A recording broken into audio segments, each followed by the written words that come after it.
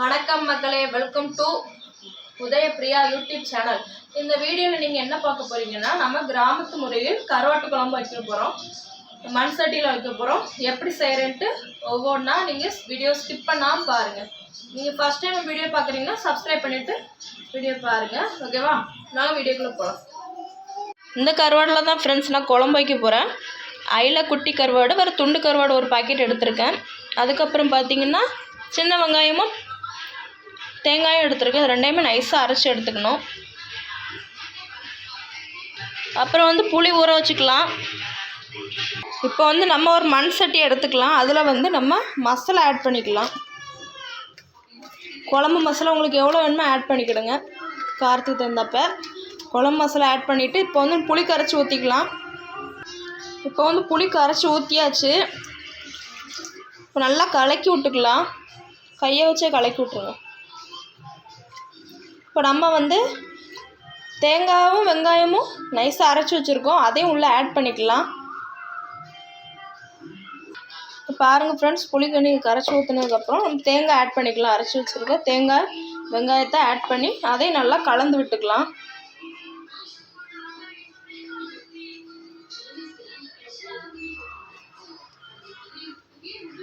இப்போ பாருங்கள் ஃப்ரெண்ட்ஸ், தேங்காய் அரைச்சி ஊற்றியாச்சு. இப்போ நம்ம மிக்ஸி ஜாரை அலசி அதையும் ஊற்றிக்கலாம்.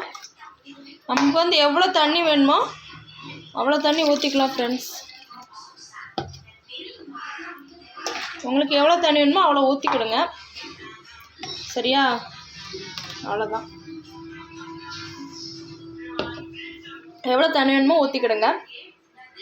இப்போ நம்ம கருவாட்டு குழம்புக்கு கத்திரிக்காயும் தக்காளி மட்டும்தான் போட போகிறோம். ஏன்னா முருங்கைக்காய் கிடைக்கல, முருங்கைக்காய் சீசன் இல்லை, அதனால் முருங்கைக்காய் கிடைக்கல. அதனால் கத்திரிக்காய் நிறைய போட போகிறேன். ஏன்னா கருவாட்டு குழம்புல போட்டிருக்க கத்திரிக்காய் அவ்வளோ சூப்பராக இருக்கும். அதனால் நான் கத்திரிக்காய் சேர்த்துக்க போகிறேன் நிறையா. வேறு 2 தக்காளி பழம் புளிப்புக்கு. இந்த 2 தக்காளி, இவ்வளோ கத்திரிக்காய், இது மட்டும்தான் குழம்புக்கு தேவை. காய்கறியில் இது மட்டும் தேவை. இப்போ இந்த கத்திரிக்காயையும் தக்காளியும் அரைச்சி வெட்டி இந்த குழம்பு கூட்டி வச்சுருக்கோம்ல அது கூட போட்டுக்கலாம். இப்போ கத்திரிக்காயும் தக்காளியை நான் வெட்டி வச்சிட்டேன். இதை நம்ம கூட்டி வச்சுருக்க குழம்பு கூட ஆட் பண்ணிக்கலாம்.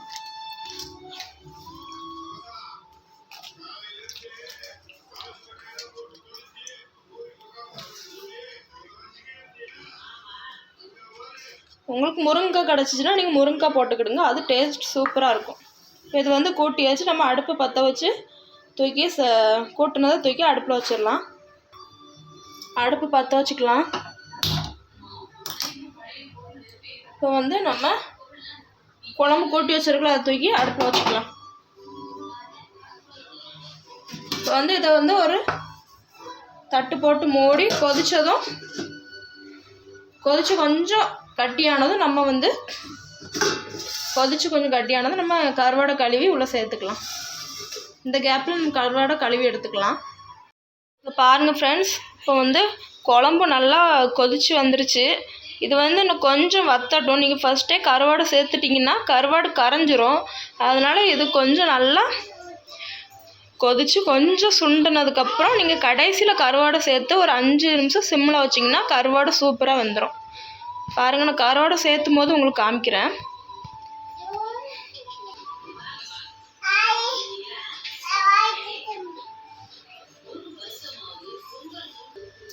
இப்போ பாருங்கள் ஃப்ரெண்ட்ஸ், குழம்பு நல்லா வத்திருச்சு. இப்போ இந்த டைம் நம்ம கருவாடை சேர்த்துக்கலாம்.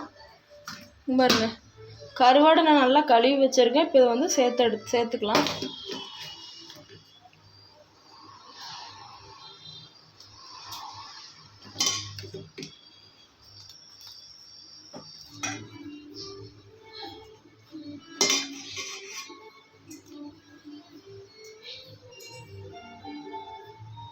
இப்போ கருவாடு சேர்த்தாச்சு ஃப்ரெண்ட்ஸ். இப்போ இதை இன்னும் மூடி வச்சிடலாம். ஒரு 5 நிமிஷத்துக்கு மூடி சிம்மில் வச்சுருங்க, நல்லா உங்களுக்கு கெட்டியாயிரும்.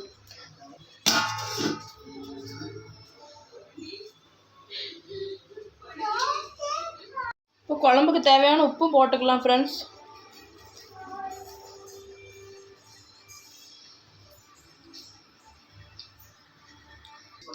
பாருங்கள் ஃப்ரெண்ட்ஸ், குழம்பு நல்லா வற்றி ரெடி ஆயிருச்சு. இந்த ஸ்டேஜில் நம்ம குழம்பு ஆஃப் பண்ணி எடுத்துக்கலாம். இப்போ வந்து நம்ம குழம்பு தாளிக்கணும் ஃப்ரெண்ட்ஸ். நம்ம வந்து ஃபஸ்ட்டே தாளிக்கக்கூடாது. ஃபஸ்ட்டே தாளித்தா உங்களுக்கு நல்லா இருக்காது. குழம்பு இறக்குனதுக்கப்புறம் நீங்கள் தாளித்து ஊற்றுனீங்கன்னா இந்த குழம்பு டேஸ்ட்டு அல்டிமேட்டாக இருக்கும். நீங்கள் இந்த ஒரு டிப்ஸை மட்டும் நீங்கள் ஃபாலோ பண்ணி பாருங்கள். எப்போவுமே குழம்பு வைக்கிற முன்னாடி நிறைய பேர் தாளித்து ஊற்றி அதுக்கப்புறம் புளி கரைச்சி ஊற்றி வைப்பாங்க. ஆனால் அந்த மாதிரி பண்ணாதீங்க. எல்லா குழம்புமே வச்சதுக்கப்புறம் தாளித்து ஊற்றுங்க, டேஸ்ட்டு சூப்பராக இருக்கும். இப்போ நான் தாளிக்க போகிறேன் பாருங்கள். பாருங்கள் ஃப்ரெண்ட்ஸ், அடுப்பில் ஒரு தாளிப்பு கரண்டியாக வச்சாச்சு. இப்போ குழம்பு நம்ம தாளித்து ஊற்றிக்கலாம். இப்போ வந்து நம்ம எண்ணெய் ஊற்றிக்கலாங்க கொஞ்சம் போல. அண்ணங்கிட்ட போ.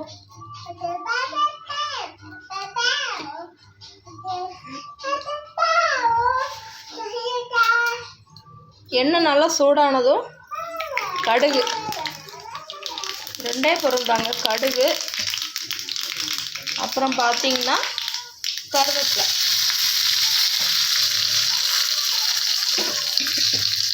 இந்த ரெண்டத்தையும் குழம்புல சேர்த்துக்கலாம்.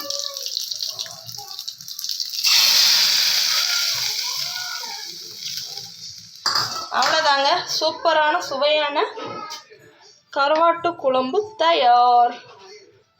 நீங்கள் கடைசியாக தாளித்து ஊற்றும் போது தான் டேஸ்ட் அல்டிமேட்டாக இருக்கும். எல்லா குழம்புக்கும் அப்படியே ஃபாலோ பண்ணுங்கள். பார்த்தீங்களா, கருவாடு முழுசாக இருக்குது, கரையவே கரையாது. கடைசியில் நீங்கள் கருவாடு போட்டிங்கன்னா கரையாது. ஓகே ஃப்ரெண்ட்ஸ், இந்த வீடியோ பிடிச்சிங்கன்னா லைக் பண்ணுங்கள், ஷேர் பண்ணுங்கள், சப்ஸ்கிரைப் பண்ணுங்கள், கமெண்ட் பண்ணுங்கள். ஓகே, பாய்.